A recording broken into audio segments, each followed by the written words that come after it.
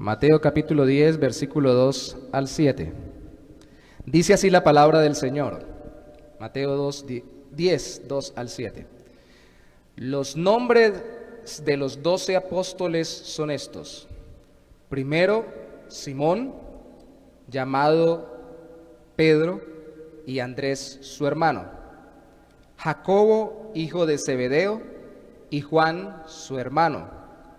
Felipe, Bartolomé, Tomás, Mateo, el publicano, Jacobo, hijo de Alfeo, Lebeo, por sobrenombre Tadeo, Simón el cananita y Judas Iscariote, el que también le entregó.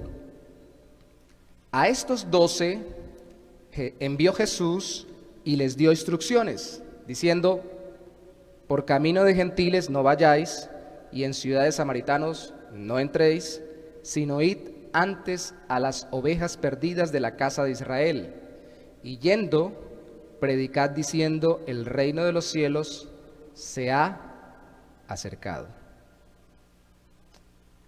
No sé a cuántos de los que estamos aquí en presencia o a la distancia por el internet nos guste hacer mandados.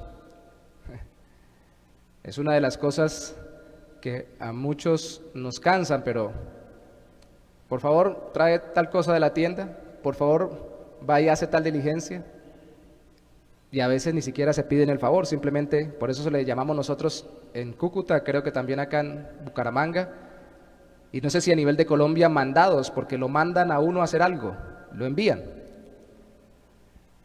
pero depende de quién es el que está mandándonos y de a qué nos está mandando también. Por favor, vaya y reclame este dinero para usted, que le dejen tal lado. Cambia el asunto. O vaya busque en tal lugar a tal persona que le van a dar el trabajo de parte mía que se está buscando. Depende quién y para qué, quién nos manda y a qué nos envían. Pues precisamente la palabra apóstol que leímos en el versículo 2 es enviado, su significado. Es de esas palabras en la Biblia que han sido transliteradas como bautismo, que casi es igual que en el original griego y no se traduce, sino que se translitera, casi pronunciándola igual, y toca descubrir su significado. Apóstol prácticamente es igual que en el griego, entonces no está su significado traducido al español, sino transliterado, casi como lo nombran ellos. Entonces, realmente significa enviado. Y no solo se usó esta palabra en el Nuevo Testamento sobre los 12 discípulos que Cristo escogió para enviarlos de forma especial, los 12 apóstoles del Cordero, sino también para sus compañeros. En Hechos de los Apóstoles, en varias ocasiones se menciona a otros que estaban unidos a los apóstoles en su obra misionera como apóstoles, porque también junto con ellos estaban siendo enviados por Dios, iban en el equipo enviado por Dios a plantar iglesias. Pero también se utiliza incluso sobre mensajeros comunes y corrientes, porque era una palabra para un enviado, un mensajero, como por ejemplo en una carta donde se dice que fueron enviados los mensajeros de una iglesia a otra iglesia, llevando algo, transmitiendo un mensaje, no necesariamente predicando el evangelio. Pero también, y eso es muy importante, aparece del Señor Jesús, porque Él es el principal enviado. Dice la Biblia que Él es el apóstol y sumo sacerdote de nuestra fe, así lo dice en Hebreos. No dice que es un apóstol, un enviado, sino que es el apóstol, porque Él fue el enviado más grande que ha existido, porque fue enviado por el ser más grande que existe, Dios Padre, que junto con Dios Hijo y con Dios Espíritu Santo es un solo Dios, pero el Padre envía al Hijo. Y alguien puede decir, pero es que Dios también ha enviado a profetas y a otra gente. Sí, pero no solamente es lo grande del que envía, sino lo grande de la labor a la que lo envía.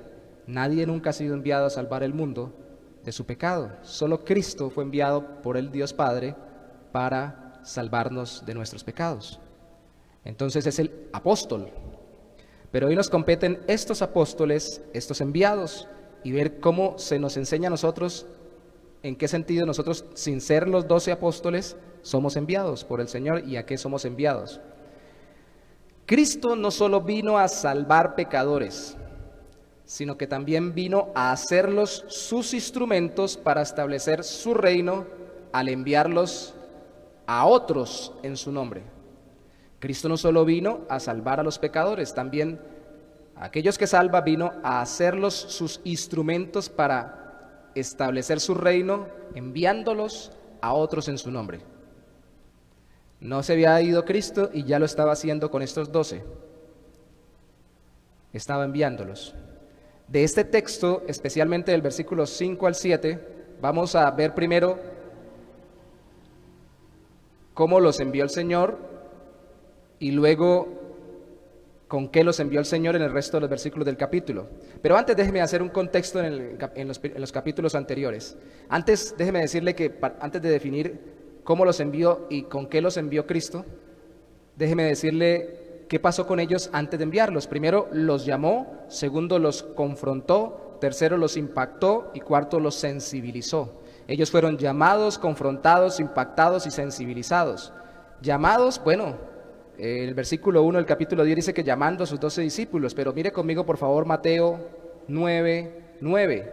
Recuerda que de la lista de Mateo 10 se dice Mateo el publicano, pues en Mateo 9:9 dice, pasando Jesús de allí, vio a un hombre llamado Mateo, que estaba sentado al banco de los tributos públicos y le dijo, sígueme. Y se levantó y le siguió. Los llamaba por nombre. Y mire que en la lista que aparece en Mateo capítulo 10 aparecen los que vimos en la primera enseñanza hace 15 días, Simón y Andrés, Jacobo y Juan. Y a ellos los detalla de cómo los llamó, lo vimos al inicio de Mateo. Y aquí uno de los otros enlistados, el mismo Mateo que escribe este evangelio, aunque escriba en tercera persona, está diciendo que él mismo fue llamado personal y particularmente por el Señor. Son llamados individualmente, tienen que saberse convocados por Cristo. Segundo, son confrontados. Mateo capítulo 7, versículo 21. La semana pasada vimos el Sermón del Monte hasta el capítulo 7 y no tuvimos la oportunidad de profundizar en el 7, pero en el versículo 21 dice, no todo el que me dice, Señor, Señor, entrará en el reino de los cielos, sino el que hace la voluntad de mi Padre que está en los cielos.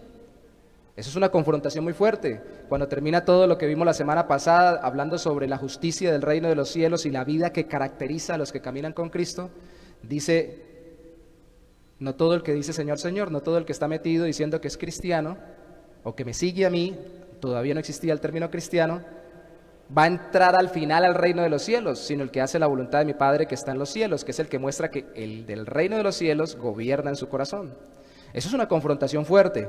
No los llamó sin antes zarandearlos un poco y estremecerlos para que su corazón supiera a qué los estaba llamando. En Mateo capítulo 8, versículo 11 y 12 dice, y os digo que vendrán muchos del oriente y del occidente y se sentarán con Abraham e Isaac y Jacob en el reino de los cielos.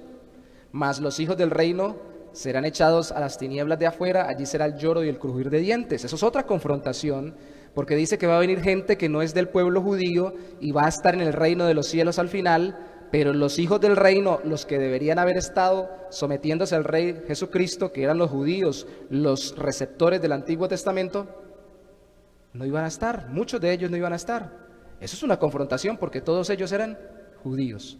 Ahí no hay ningún gentil, aunque hayan nombres gentiles, como Mateo, que su nombre judío era Leví, algo así como nosotros, por ejemplo, como mi hijo mayor, que se llama David en español y en inglés le dicen David, por decir algo.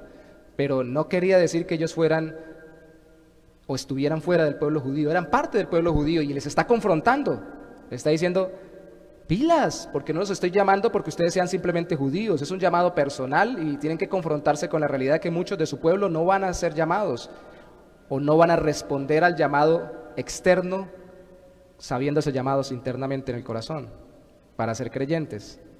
El versículo 21 y 22, cuando Cristo dijo que la gente lo rodeó y él no tenía dónde descansar, versículo 21 del capítulo 8 dice, otro de sus discípulos le dijo, Señor, permíteme que vaya primero y entierre a mi padre. Jesús le dijo, sígueme, deja que los muertos entierren a sus muertos. Es una confrontación muy fuerte. O sea, ¿usted me va a seguir o va a estar pendiente de sus necesidades. ¿Va a ponerme a mí como su prioridad o va a seguir pendiente de lo que son para usted las prioridades en su vida? Tenemos que poner en contexto cómo los llamó y cómo los confrontó. No solamente los llamó, los confrontó, también los impactó. Y los versículos, muy estratégicamente, la forma de escribir de Mateo, un hombre muy organizado que fue recaudador de impuestos, coloca, como dije la vez pasada, en circo discursos grandes que algunos dicen que son el paralelo a los 5 primeros libros de la Biblia porque escribió a judíos. Dentro de ellos coloca estratégicamente episodios de la vida de Jesús, y los que pone aquí entre el Sermón del Monte y este discurso cuando envía a los discípulos son eventos donde no solo los confronta, muestra que los llama, sino también los impacta grandemente, y nos impacta a nosotros ver cómo Él tenía poder sobre la naturaleza, sobre los demonios, sobre las enfermedades, Cristo. Y eso es impactante, porque el que nos está llamando tiene un poder sobrenatural. Mateo capítulo 8, versículo 14. Vino Jesús a casa de Pedro y vio a la suegra de éste postrada en cama con fiebre, y tocó su mano, y la fiebre le dejó, y ella se levantó y les servía. ¿Sabe cómo distraen las enfermedades? ¿Saben cómo estamos distraídos hoy con una enfermedad viral que se dice está a nivel mundial? Que incluso ya a veces preferimos los que salimos en redes, sea predicando o publicando, no nombrarla, porque puede ser que nos estén vetando por decir una cosa u otra. Ya hay tal estrés o hay tal tensión con la enfermedad y tal ansiedad que hasta por una u otra postura podrían vetarnos los videos en las redes sociales. Estamos distraídísimos con las enfermedades, pero el que nos está llamando, vieron los discípulos, sanó a mi suegra, controla, eso diría Pedro, la enfermedad, y vemos que controla muchas más cosas. El versículo 27 nos dice, 8:27, y los hombres se maravillaron diciendo: ¿qué hombre es este que aún los vientos y el mar le obedecen? Fue cuando él entró con ellos al mar, se quedó dormido, y ellos le despertaron porque la tormenta los iba a ahogar. Sálvanos que perecemos. Cuando él se levantó y calmó los vientos y la tempestad, ¿quién es este? Hace un momento, cuando le respondió así a este hombre sobre que dejara que los muertos enterraran a sus muertos, estaba diciendo que estaba cansado y no podía descansar. Y ahora se levanta de estar dormido, de lo cansado que estaba, se levanta y manda a callar la tormenta, e inmediatamente se calman los vientos. Era totalmente hombre, dormía, comía, se cansaba, pero totalmente Dios. Controlaba a Cristo los elementos de la naturaleza y aún los mismos demonios, porque allí también están no solamente milagros de sanidad, sino también expulsiones de demonios. Fueron sensibilizados. Quiero que vaya conmigo al final del capítulo 9, antes de regresar al capítulo 10.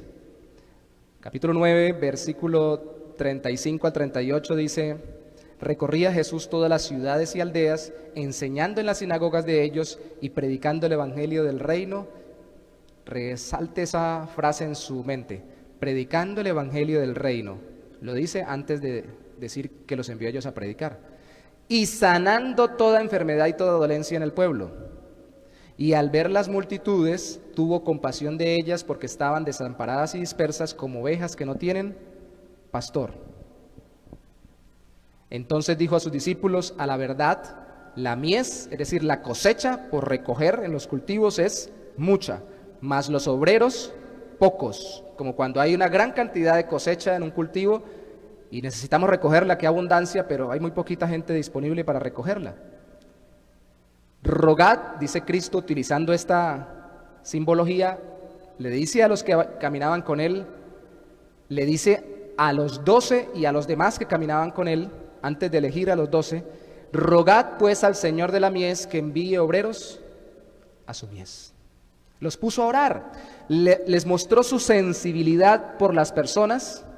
Primeramente vieron la gloria de Él y cómo glorificaba al Padre, los impactó con la forma de tratar con las enfermedades, los demonios, la naturaleza, los confrontó con la realidad de su vida, los llamó, pero también los sensibilizó mostrándoles cuánto amaba a las personas perdidas, en pecado, sí, pero desorientadas por su pecado, sin pastor, como ovejas sin pastor, que también es una figura porque ellos tenían ovejas en su sitio, como parte de sus labores fundamentales.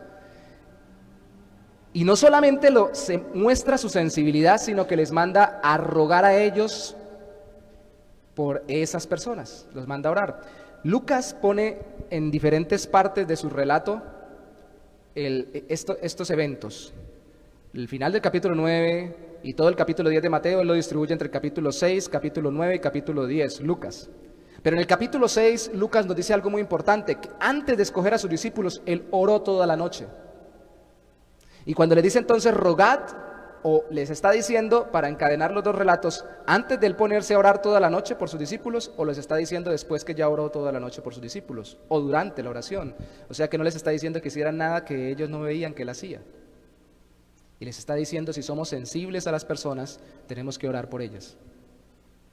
Y los está ablandando, porque de estos mismos que puso a orar, escoge a 12, capítulo 10, versículo 5. A estos 12 envió Jesús y les dio instrucciones, todo este capítulo de instrucciones, diciendo, por camino de gentiles no vayáis, y en ciudades samaritanos no entréis, sino id antes a las ovejas perdidas de la casa de Israel, y yendo predicad diciendo, el reino de los cielos se ha acercado. Lo primero es que los envió a un pueblo específico y con un mensaje claro. Acabamos de leer hace un rato que iban a venir más personas de otras naciones, pero Cristo no los envía a otras naciones, como hoy soñamos muchos, o muchas personas dentro de las iglesias cristianas sueñan con ir a otra nación, a otro pueblo, así sea otro barrio, a predicar el evangelio. Él los manda a su propio pueblo, a su propia nación. Les prohíbe inicialmente, porque lo veremos cuando terminemos la serie, en Mateo 28, los manda a todo pueblo, a toda lengua, a toda etnia, a todas las naciones. Pero aquí inicialmente les prohíbe que vayan incluso a los samaritanos, que eran cercanos a los judíos, aunque tuvieran dificultades ahí por la forma como interpretaban el Antiguo Testamento, tenían parentesco y también ellos usaban el Antiguo Testamento, usaban y usan todavía los que existen el Pentateuco, los primeros 5 libros para buscar a Dios. Y dicen, no vayan donde ellos ni siquiera, ni mucho menos a los gentiles, a las otras naciones, porque habían gente de otras naciones en medio del pueblo de Israel. Dice, id antes a las ovejas perdidas de la casa de Israel, verso 6. ¿Y con qué van a ir a donde ellos? Van a ir predicando, diciendo el reino de los cielos se ha acercado. Es lo mismo que predicó Juan, lo mismo que predicó Cristo, aunque en esos dos momentos Mateo nos dice que dijeron arrepentidos, el reino de los cielos se ha acercado, pero les está mandando a hacer lo mismo, prediquen el reino de los cielos, porque ellos estaban esperando un reino que no era lo que ellos imaginaron. Y cuando predican el reino, predican el evangelio. Recuerden que les dije que cifraran en su mente la frase en Mateo 9:35 que hacía Cristo predicando el evangelio del reino. Evangelio significa buenas noticias o buenas nuevas del reino, que llegó el rey y que ahora esto va a cambiar. El asunto es que tenían que predicarlo para romper su esquema temporal de lo que era el reino de los cielos. ¿Qué reino esperaban los judíos? Los judíos, que es a los que primero envía a los apóstoles, esperaban que llegara un Mesías, que viniera fortalecido militarmente, ojalá trajera ángeles, pero que trajera un avivamiento religioso, político en Israel, civil, donde se uniera todas las tribus de Israel, o por lo menos los que se creían israelitas o judíos, y los convocara, los unificara en contra del imperio que los estaba dominando, el imperio romano. Querían un líder militar, cívico, político, no un líder espiritual que viniera a revolucionar su corazón y no a revolucionar la política, la economía y todo lo demás. Y uno diría, pero bueno, eso fue en esa época, ¿y nosotros qué? Claro, por implicación nosotros, aunque no somos los apóstoles, por creer en Cristo somos enviados primero a nuestra gente, con el mismo evangelio del reino, para que el reino llegue a sus vidas en su contexto, presentando nosotros el reino eterno al presentar a Cristo como el Salvador, para derribar su percepción temporal de quién es Dios y quién es Cristo y quién es su Salvador. Ahora estamos hasta aquí nosotros, en este lado del mundo al menos, escuchando a Jesús, a Cristo, a Jesucristo, con distintas religiones, con distintos movimientos, con distintas personas, con expresiones filosóficas, expresiones de ideologías, religiosas y todos dicen algo. Cada uno tiene una versión de Jesús, tiene un Cristo especial, tiene un rey del reino de los cielos viniendo aquí a la tierra a irrumpir. Algunos dicen hoy en día, por ejemplo, para traer una revolución social, para que los pobres tengan comida o para que los que no tienen recursos puedan obtener sus recursos. Otros dicen no, vino cuando lo materializan al otro extremo, se van al otro extremo materializando, no vino fue para que no los pobres estuvieran regalados en una revolución social y política, sino que los pobres sean capacitados para ser buenos financistas o buenos economistas o buenos empresarios y salgan adelante. Otros dicen, no, el vino fue, como vemos que quitó, y ya lo vamos a ver, enfermedades y dolencias. El vino fue para que nosotros no tengamos problemas ni dolencias, vivamos tranquilos y podamos tener felicidad en esta vida, en esta tierra, para que estemos cómodos y tranquilos. Y lo que menos dice la Biblia, en Mateo 10, que tuvieron los discípulos y que Cristo les advirtió, fue comodidad. Entonces cada uno tiene su versión porque cada uno no entiende que el reino de los cielos viene a romper nuestro concepto del mismo reino de los cielos, del rey que es Jesucristo, de Dios mismo, el concepto que tenemos fijado a esta vida y a este mundo. Y nos quiere sacudir y sacar de esas preconcepciones que tenemos. Y tenemos que estar dispuestos a que Él nos rompa la cabeza y triture nuestros conceptos adquiridos en nuestro contexto. ¿Se dan cuenta por qué es que el Señor nos envía como los envía ellos inicialmente a nuestro contexto? Porque nosotros sabemos en dónde estamos metidos y a veces sabemos tanto que pensamos que no lo sabemos, pero porque actuamos igual. Sabemos cómo es el modo de pensar de mi familia, de mis vecinos, de esta ciudad, de este entorno, de esta sociedad. Lo sé. Y cuáles son sus tendencias, cuáles son sus debilidades, y al comparar con la palabra me doy cuenta que los principios bíblicos me muestran cómo sus vidas no giran en torno a la voluntad de Dios en determinados aspectos culturales, sociales, de entretenimiento, familiares. Los conozco porque yo vivo ahí. Algunos cristianos a veces nos excusamos diciendo, es que yo no le predico a mi familia, yo no hablo con los vecinos, ni con el amigo, ni con el compañero de trabajo, ni con el familiar, ni con el compañero de estudio, ni con nadie cercano sobre el Evangelio, porque no hay profeta sin honra sino en su propia tierra. Y como somos expertos en excusarnos con versículos bíblicos cuando ya sabemos bastantes, pues yo les quiero recordar hoy que el que dijo eso, que fue Jesucristo, no hay profeta sin honra sino en su propia tierra, lo dijo después de haberle predicado a los de su propia tierra. No lo dijo sin haberles predicado, porque donde más lo rechazaron a él fue en el entorno más cercano a él, y por eso también el mismo Pablo, por ejemplo, habiendo visto a su maestro y entendiendo esto, aunque fue llamado desde el principio a ser apóstol de los gentiles, empezó predicándole a los judíos en las sinagogas. Y usted mira Hechos de los Apóstoles y ve cómo el apóstol hace una transición donde siempre empezaba con los judíos en las diferentes partes del mundo y luego dijo yo soy apóstol de los gentiles, voy a los gentiles. Y aún sin embargo, todavía seguía predicándole a los judíos en las sinagogas, aunque ahora hacía la predilección de predicarle a los que no eran judíos. Incluso en Romanos él llegó a decir, quisiera ser maldito, anatema, yo mismo, si es necesario, ser desechado por Dios con tal de que mi pueblo fuera salvado. Nosotros debemos ir porque nosotros sabemos de dónde salimos. Y hay contextos incluso de pecaminosidad donde vivimos, drogas, prostitución, alcoholismo, mentiras, celos, pleitos, contiendas, divisiones, tráficos, pecados que nosotros se fortalecieron en nuestro corazón.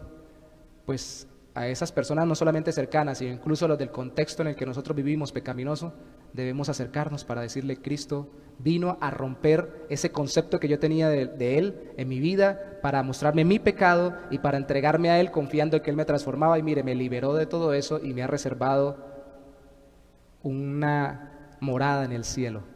Y ahora yo vivo para Él. Espero se entienda que aunque no somos los discípulos, si somos discípulos de Cristo, pero no somos los 12 apóstoles, sí estamos enviados a nuestro contexto, a nuestra gente, con un mensaje claro del Evangelio. Cristo vino y viene a cambiar su vida, incluso lo que usted piensa de Él, para que se arrepienta de sus pecados, confíe en Él y viva conforme a su voluntad por la eternidad. Entonces, primero, los envió a un pueblo específico y con un mensaje claro. Segundo, los envió con su autoridad. Alguien diría, ¿y quién lo envió? De hecho, se lo dijeron varias veces en el Evangelio de Mateo, a Cristo está registrado. ¿Quién lo envió? ¿Con qué autoridad usted hace eso? Dice esas cosas. Mateo capítulo 10, versículo 1 dice, Entonces, llamando a sus 12 discípulos, les dio autoridad sobre los espíritus inmundos para que los echasen fuera y para sanar toda enfermedad y toda dolencia. Saltemos al versículo 8. Cuando ya les está dando las instrucciones, les dice: sanad enfermos, limpiad leprosos, resucitad muertos, echad fuera demonios, de gracia recibisteis, dad de gracia. Les da autoridad sobre las enfermedades y los demonios, la autoridad que él tenía, se las delega, no porque ellos sean él, sino porque ellos van en el nombre de él.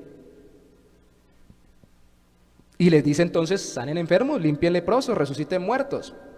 Ahí nos sirve mucho el texto paralelo, porque esto nos enseña no que ellos tuvieran una autoridad sobrenatural delegada por él por ser superiores a los demás en este mundo, sino para que entendiéramos que el reino de él es superior, porque es un reino celestial, a los reinos terrenales. Nos sirve el texto paralelo de Lucas, por favor, sin perder Mateo. Lucas capítulo 10, versículo 20.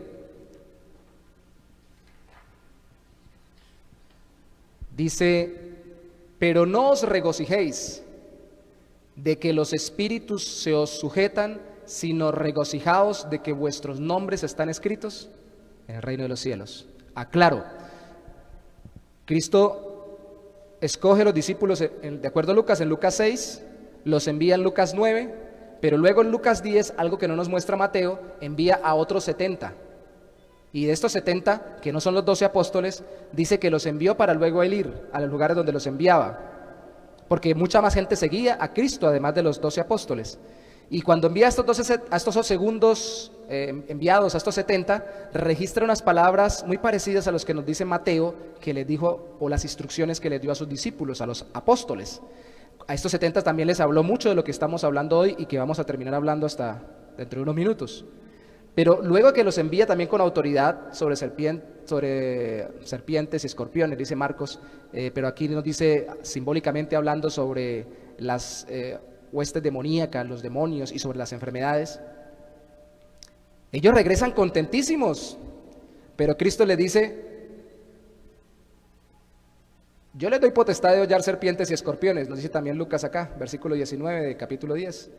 Pero no os regocijéis, versículo 20, de que los espíritus se os sujetan, sino de que vuestros nombres están escritos en el reino de los cielos. Nosotros somos enviados en el nombre de Jesús, porque al ser ciudadanos del cielo somos sus representantes. Y nosotros entonces, como somos, de acuerdo a Juan capítulo 1, versículo 12, dados con la potestad de llamarnos hijos de Dios, porque los recibimos, porque nos entregamos a Él, arrepintiéndonos de nuestros pecados, la palabra autoridad es la misma palabra potestad. Entonces ahora podemos dar testimonio de Él y estamos autorizados por Él a hablar de Él. Y entonces el asunto aquí no es que necesitemos que los demonios nos hagan caso, que era lo que les daba alegría aquí a los 70. Lo que necesitamos no es que los demonios nos obedezcan, sino obedecer nosotros a Cristo. No necesitamos que los demonios nos obedezcan, sino que nosotros obedezcamos a Cristo. Y aquí tengo que hacer una salvedad: hay iglesias creyentes en Cristo muy fieles de todas las épocas que han tenido dos posturas. Los unos han dicho: la expulsión de demonios fuerte e incrementada se dio en el tiempo que vino Cristo, porque como dice aquí mismo en Lucas capítulo 10, versículo 18, Satanás caía como un rayo cuando el reino estaba siendo instaurado por Jesús y sus discípulos.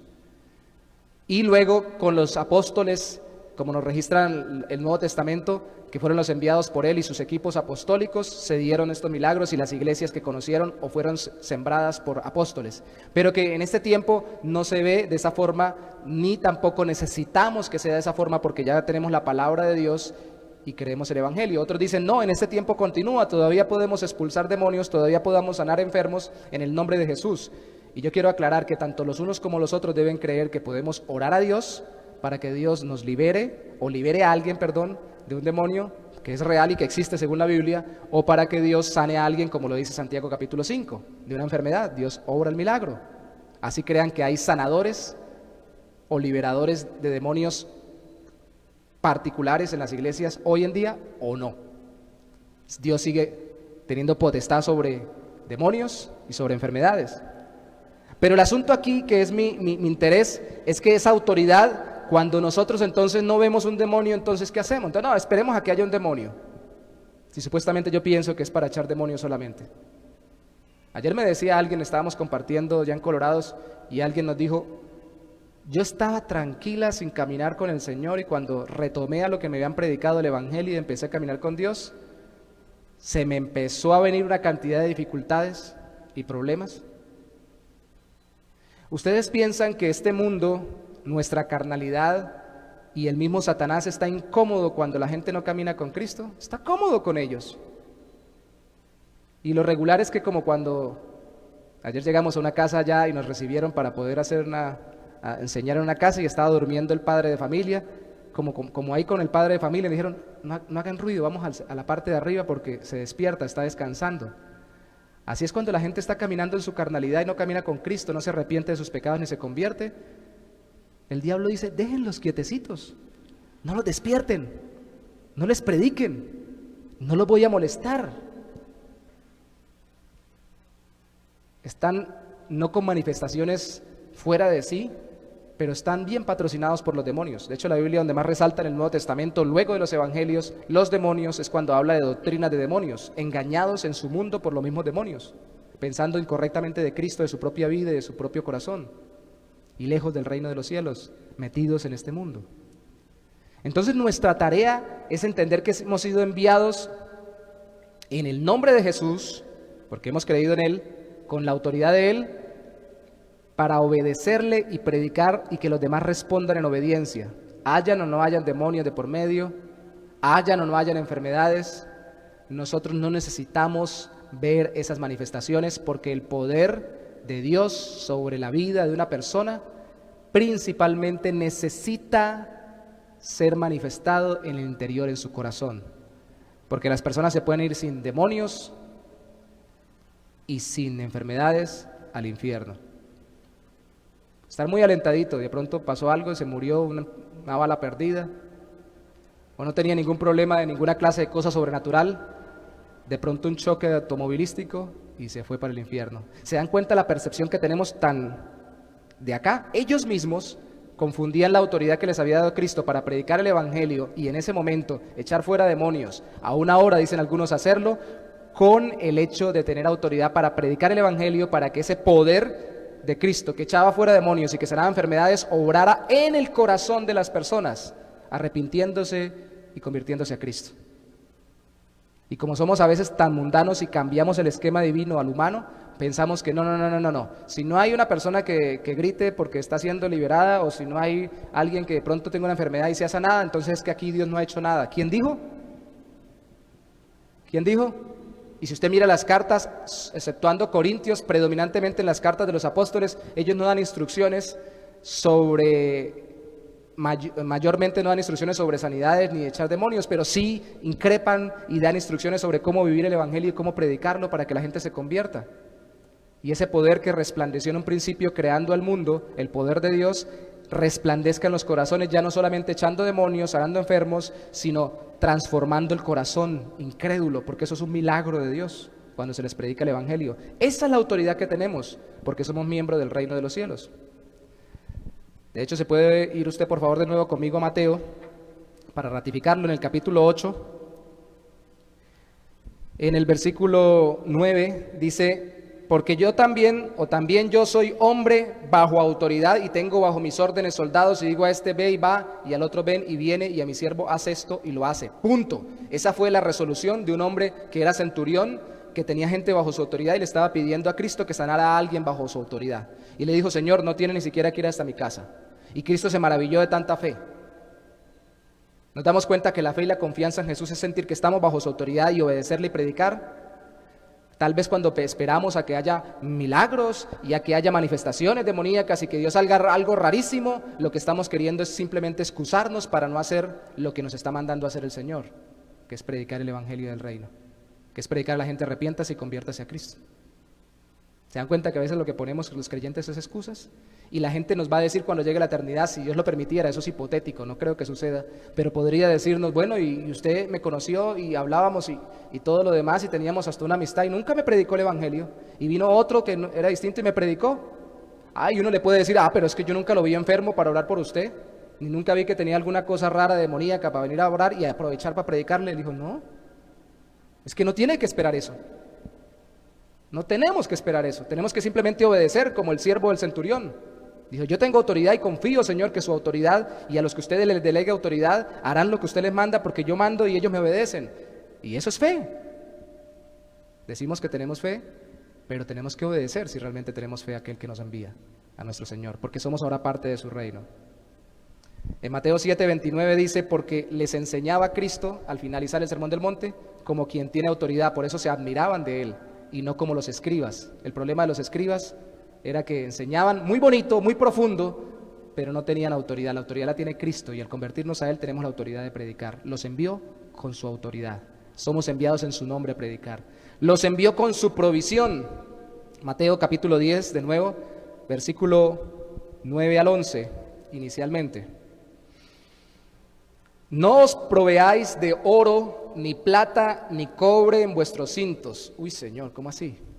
Verso 10, ni de alforja para el camino, que sería no lleve cartera hoy en día, o más bien no lleve lonche, ni de 2 túnicas, no lleve maleta, ni de calzado, ni de bordón, porque el obrero es digno de su alimento, mas en cualquier ciudad o aldea donde entréis, informaos quién en ella sea digno y posad allí, quédense en esa casa hasta que salgáis. Donde los reciban, quédense. No lleven nada, pero donde los reciban, quédense. Y al posar, se supone que cuando lo reciben a uno, en la antigüedad era así, le daban de comer y para sostenerlo.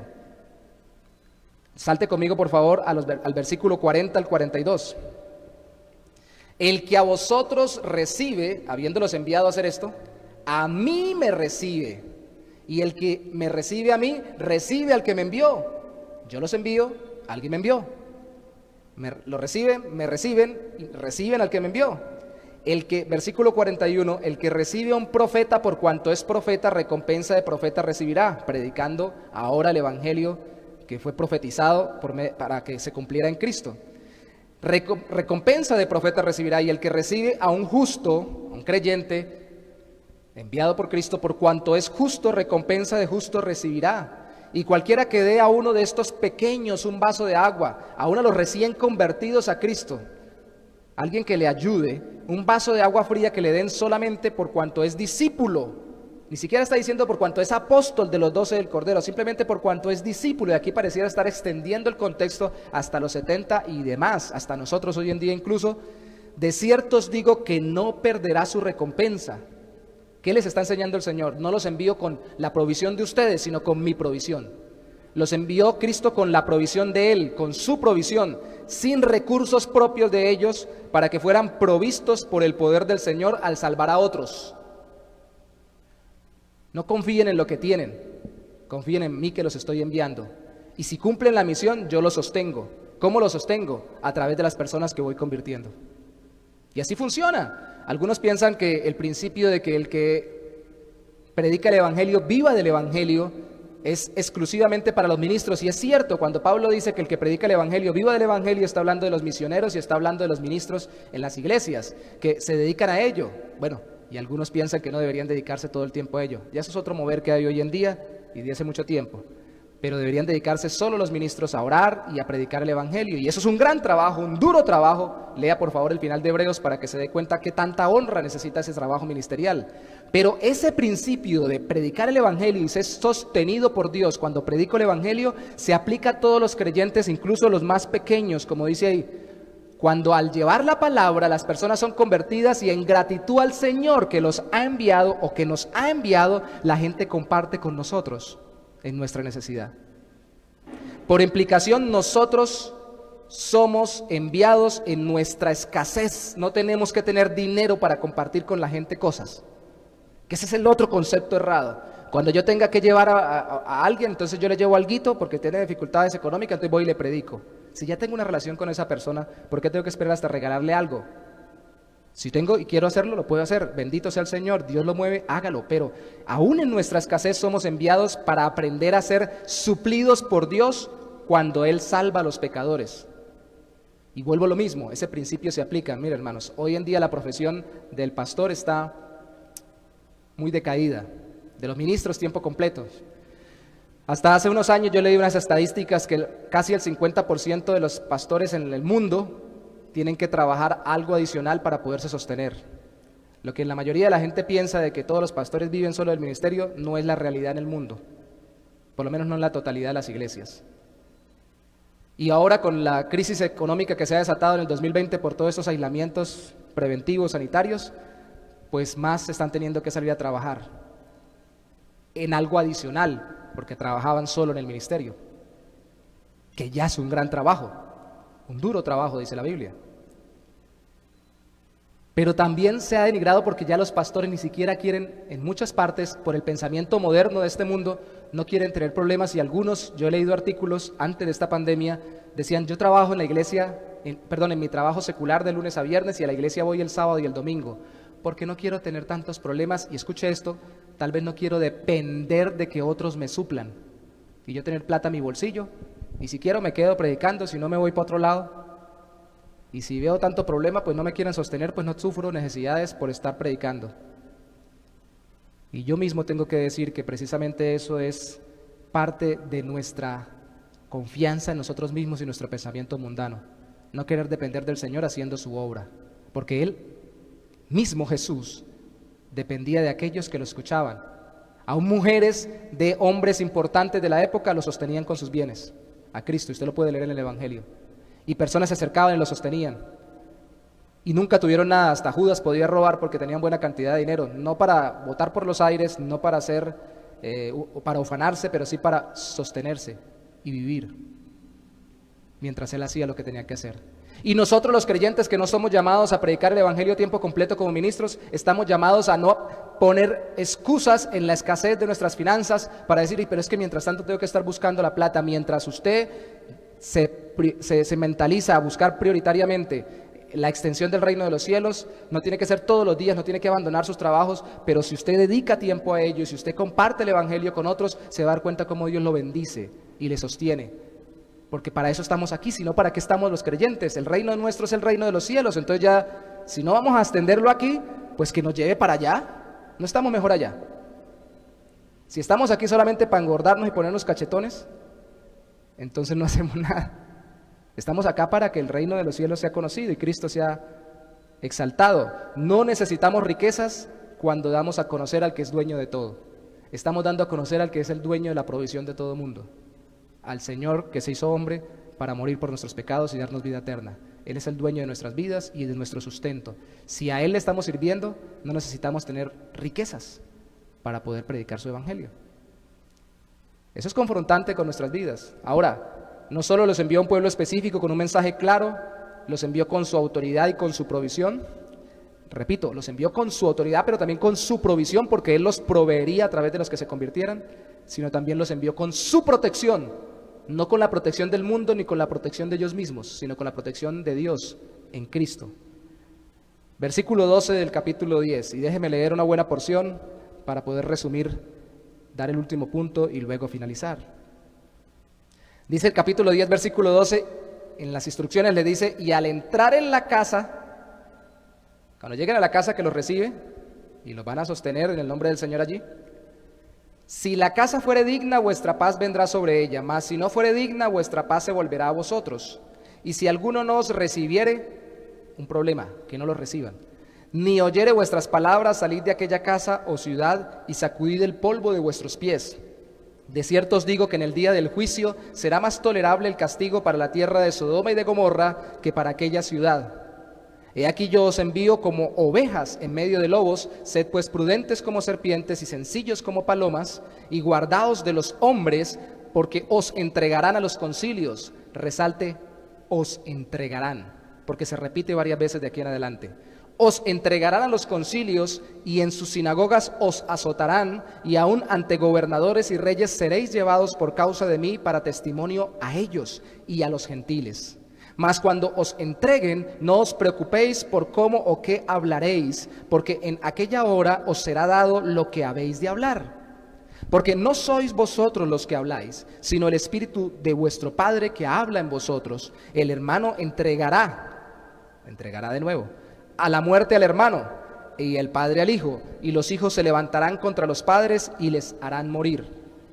Y seréis aborrecidos de todos por causa de mi nombre, mas el que persevere hasta el fin, éste será salvo. Cuando os persigan en esta ciudad, huid a la otra, porque de cierto os digo que no acabaréis de recorrer todas las ciudades de Israel antes que venga el Hijo del Hombre. El discípulo no es más que su maestro, ni el siervo más que su señor. Bástele al discípulo ser como su señor o como su maestro, y el siervo como su señor. Si al padre de familia llamaron Beelzebú, o es decir, diablo o Satanás, ¿cuánto más a los de su casa? ¿A los que él envía? ¿A Cristo? ¿A los que envía a Cristo? Así que no los temáis a quienes os persiguen, porque nada hay encubierto que no haya de ser manifestado, ni oculto que no haya de saberse. Lo que oís os digo en las tinieblas, decidlo en la luz, y lo que oís al oído, proclamadlo desde las azoteas, y no temáis a los que matan el cuerpo, mas el alma no pueden matar. Recuerde esto: temed más bien a aquel que puede destruir el alma y el cuerpo en el infierno. Este no es el diablo, es Dios. Es el único que tiene autoridad de enviar por su juicio al infierno o al cielo. No se venden 2 pajarillos por un cuarto, con todo ni uno de ellos cae a tierra sin vuestro Padre, pues aún vuestros cabellos están todos contados. Así que no temáis, más valéis vosotros que muchos pajarillos. A cualquiera pues que me confiese delante de los hombres, yo también le confesaré delante de mi Padre que está en los cielos. Confesarlo delante de los hombres que los persiguen. Es el contexto. Y a cualquiera que me niegue delante de los hombres, porque lo persiguen o porque le da miedo, yo también le negaré delante de mi Padre que está en los cielos. No penséis que he venido a traer paz a la tierra. No he venido a traer paz sino espada, porque he venido para poner en disensión al hombre contra su padre, a la hija contra su madre y a la nuera contra su suegra. Alguien diría que esto ya sucede, ¿no? La nuera contra la suegra, pero está hablando de disensión por causa del reino de los cielos, no por causa de pecaminosidades. Dice: y los enemigos del hombre serán los de su casa, la misma familia, rechazándolos. El que ama a padre o madre más que a mí no es digno de mí. El que ama a hijo o hija más que a mí no es digno de mí. Y el que no toma su cruz y sigue en pos de mí no es digno de mí. El que haya su vida la perderá, y el que pierde su vida por causa de mí la hallará. De hecho, cuando hablamos de provisión, tal vez se me pasó decirles que Cristo en otro texto, en Mateo 19, 29, dice que cuando ellos le dijeron: bueno, nosotros dejamos todo, ¿qué vamos a recibir? Y él les dice: recibirán 100 veces más acá, si dejaron casa, padres, madre, hijos, hijas, y luego la vida eterna. Y lo que está diciendo Cristo no es que es el evangelio de la mal llamada prosperidad o la teología de la prosperidad, que usted da 1000 y recibe 100,000, sino está diciendo que van a recibir mucho a través de la familia de Dios, porque los que se conviertan serán ahora sus familiares, así los hayan aborrecido y rechazado sus propios familiares. Y si son verdaderamente familia, aunque sean de distintas familias de sangre, se ayudarán y se proveerán. Eso es un aliento para provisión, pero también para protección, porque al no ser recibidos, permítame resumir lo que acabo de leer, al no ser recibidos, los discípulos, apóstoles, ser entregados para que los maltrataran y mataran, ser aborrecidos y ser perseguidos, escuche lo que pasaría. Mientras sucedía esto, ellos serían afirmados, madurados, capacitados, dirigidos, liberados del temor al hombre y depurados en su amor a Cristo por sobre todo y por sobre todos. ¿Por qué serían afirmados? Porque entonces ellos estarían estables y sabrían que están en el reino de los cielos y no en el reino de este mundo. Serían madurados, porque entonces tendrían que volverse cada vez más como sus maestros. Prudentes, sí, como la serpiente, pero mansos como las palomas. Tendrían que mostrar la inteligencia de Cristo para predicar en esta tierra, pero al mismo tiempo, por la guía del Espíritu Santo, el carácter manso del mismo Señor. En medio de la persecución, no respondiendo como el mundo los atacaba. Capacitados, porque serían incluso redirigidos. Cuando así lo hagan, dice ahí Cristo, y los pongan presos y los pongan ante reyes, es la oportunidad para que prediquen. Ustedes no iban a predicarle a ese rey, pero tan pronto los persiguieron, los maltrataron, los entregaron y los estaban poniendo delante de reyes para que los mataran. Ahí los estoy poniendo yo para que obren, los estoy dirigiendo, y no se preocupen, porque el Espíritu Santo es el que habla. El Espíritu de mi Padre o de vuestro Padre hablará en vosotros, porque esa es la oportunidad de predicar. Y a veces los creyentes pensamos: ay, si estoy sufriendo, entonces yo no puedo predicar el Evangelio, porque ¿cómo predico sufriendo? Estamos siendo redirigidos por el Espíritu Santo para predicar en un contexto. Y si yo también estoy sufriendo una enfermedad, entonces le puedo predicar a un enfermo. Y si yo también tengo falta de dinero, ¿será que le puedo predicar a otro que no tenga dinero? ¿O a alguien que sí tenga? Estamos siendo redirigidos incluso por el medio del sufrimiento y la dificultad, y especialmente por medio de la persecución, para predicar bajo la guía del Espíritu Santo. Aun cuando no preparemos un sermón, esto no está hablando acá de que no prepararan sermones o no prepararan la predicación, o que yo me parara aquí simplemente a esperar que el Espíritu de mi Padre viniera y me dijera qué decir. No, está hablando en ese contexto, cuando somos puestos en un lugar delante de una gente que está rechazando el Evangelio y nosotros estamos sintiéndonos mal, incluso arriesgando nuestra vida, es el momento de predicar. Nos puso ahí porque esas personas tal vez no tendrían una exposición del Evangelio si no fuera porque nos están atacando por causa del Evangelio, por causa de Cristo. Qué diferencia, ¿no? Ahora seríamos dirigidos, capacitados, madurados, afirmados y liberados del temor del hombre. La mayoría de gente, cuando uno le pregunta ¿y por qué no predica usted a nadie? Me da miedo. ¿Por qué no le da a la persona que le tiene confianza, le dice, mire, de forma sencilla, tenemos confianza, yo camino con el Señor ahora, mi vida ha cambiado, Cristo quiere que nos arrepintamos de los pecados y que le entreguemos nuestra vida a Él? Ya. Eso ya es empezar a predicar. Y de pronto le dice, ay, yo puedo orar por tal cosa y tengo tal inquietud. Y empezamos a conversar. ¿Cuál es el miedo? ¿Quién es más grande? ¿La gente o Dios que creó la gente? ¿Los que nos matan o aquel que nos puede condenar eternamente? Que es Dios por causa de nuestra rebelión contra Él. Eso es lo que dice Cristo. Y la persecución tiende a depurar a los que son cristianos de los que no son y a mostrar los que realmente quieren servir al Señor o están atemorizados por el qué dirán. Usted no se imagina cuánta gente no deja sus movimientos religiosos que están fuera de la palabra de Dios, aunque mencionen a Cristo. Vuelvo y lo repito, porque hoy en día todos mencionan a Cristo de una otra forma, hasta el más alejado del cristianismo lo menciona como un gran maestro, y no los dejan porque ¿qué dirán?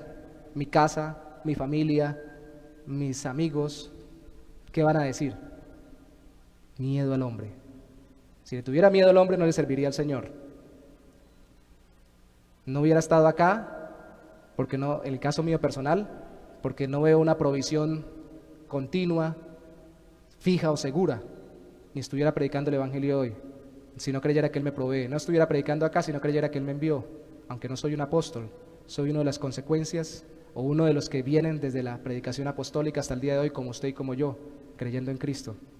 Y por eso con su autoridad predico. Y no hablaría con alguien, aunque sepa que puedo perder el puesto si es un patrón, o puedo perder un pleito si es un abogado, o puedo perder una posibilidad en algún lugar por el hecho de que se sientan mal cuando se les pida o se les hable que se deben arrepentir de sus pecados y creer en Cristo. Él es el quien me protege y me libra del temor al ser humano y depura mi amor. ¿Se dan cuenta que el temor es la otra cara del amor? ¿A qué le temo? Dime a qué le temes y te diré que amas. Dime si le temes a que la gente te avergüence y te diré que amas que la gente te alabe. Dime si le temes a que la gente te desprecie y te diré que amas que la gente te acepte. Dime, te diré que amas y el otro lado o la otra cara de esa moneda es el amor a. Dime si temes a hablar de Cristo, especialmente cuando el mismo Señor te está dirigiendo a través de las circunstancias a hacerlo, y aunque no hubieran circunstancias especiales, simplemente hablarle a una u otra persona de nuestro contexto de Cristo. Dime si lo temes hacer y no lo haces nunca y te diré que tal vez no amas al Señor como deberías amarlo.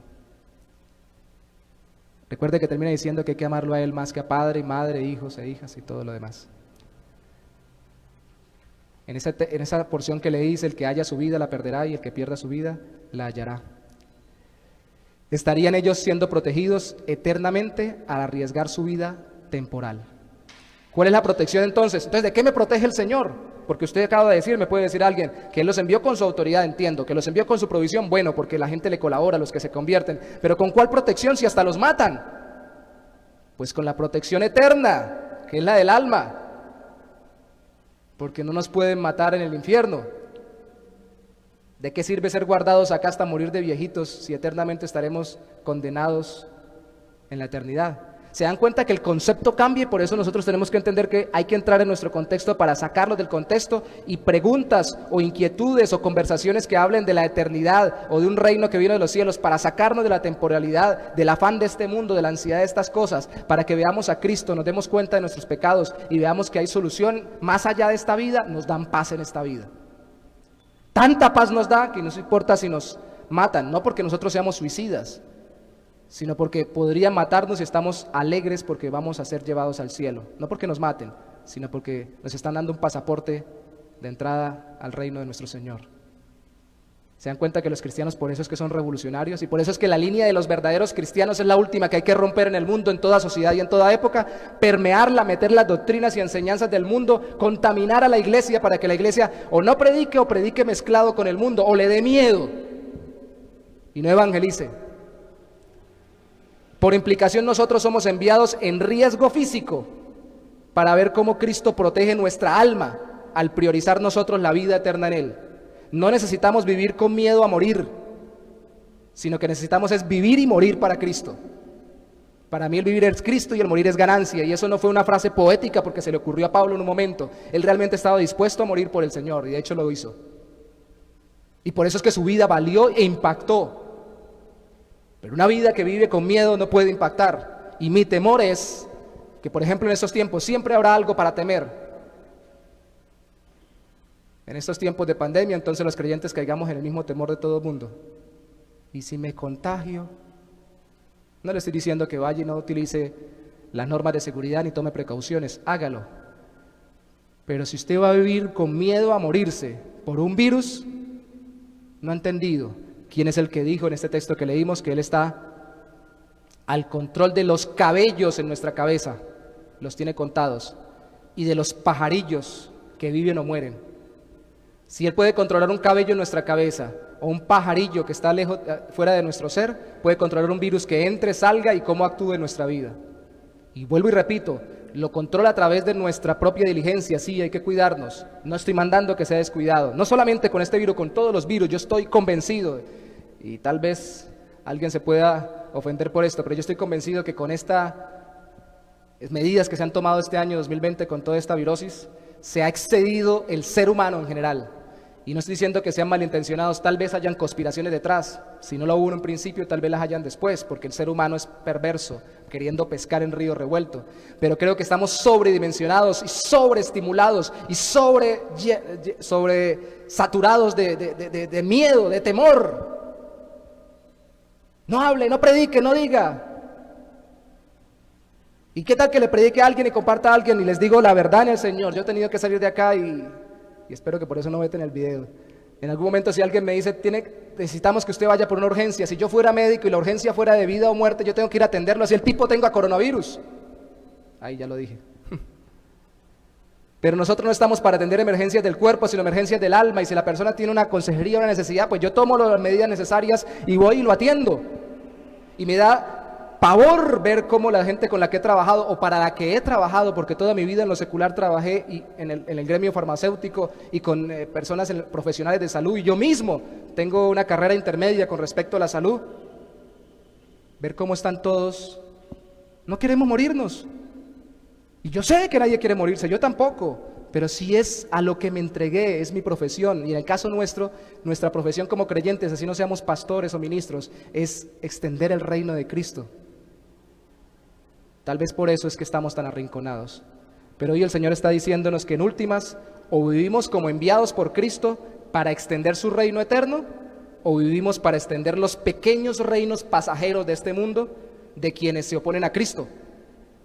Por no perder nosotros nuestra comodidad ahora, por no perder las entradas fijas, por no perder el bienestar físico, terminamos sometidos a la autoridad de cualquiera, menos a la de Cristo. Y es inexcusable. Si eres un creyente, estás autorizado por el Rey de Reyes y Señor de Señores a predicar el Evangelio. No temas morir, porque el que te salvó te ha dado vida eterna. No seas irresponsable, pero no temas morir. Y cuando digo no temas, no quiero decir que no tengas el temor natural que todos tenemos a que no nos pase nada. Estoy diciendo que no te dejes paralizar por el miedo. y haz lo que el Señor te mandó a hacer. ¿Estás construyendo tu propio reinito en esta tierra o estás construyendo el reino de los cielos por la eternidad? ¿O estás trabajando para los reinitos de otros? Y perdón que lo diga en esa forma, pero necesitamos ser sacudidos. El reino de los cielos debe ser extendido. No prime nuestra comodidad, prime el reino de Cristo.